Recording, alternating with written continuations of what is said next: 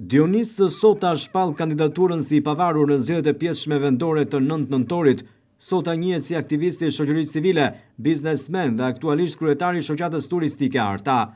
Kjo nuk është thjesht një kandidim, është një thirrje sinqert bazuar në barazinë zgjedhore, siç na e garanton kushtetuta jonë e shenjtë. Çdo qytetar ka të drejtë të ngrihet e të thotë: unë do të luftoj për shtëpinë time, për familjen time, për qytetin tim.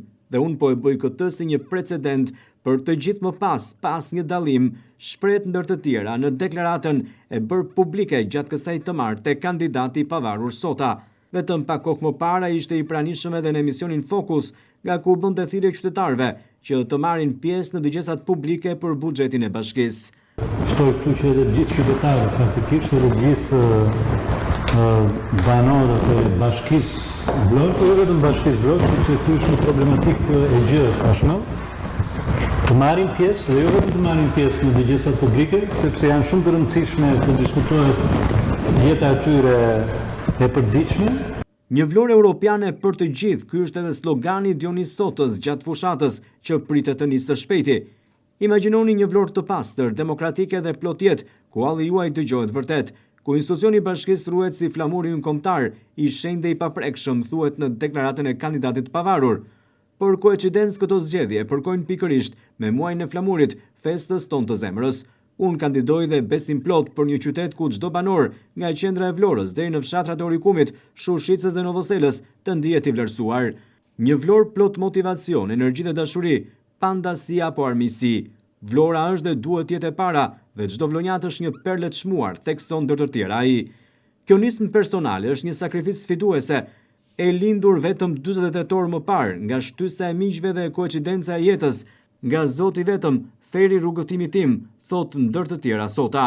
Ndjej mall dhe ligështim të thellë për të gjithë shoqërinë dhe miqtë tanë që emigruan dhe emigrojnë, duke humbur shpresën në këtë perlë të Shqipërisë, të keq përdorur kaq e kaq vite pas një transparencë.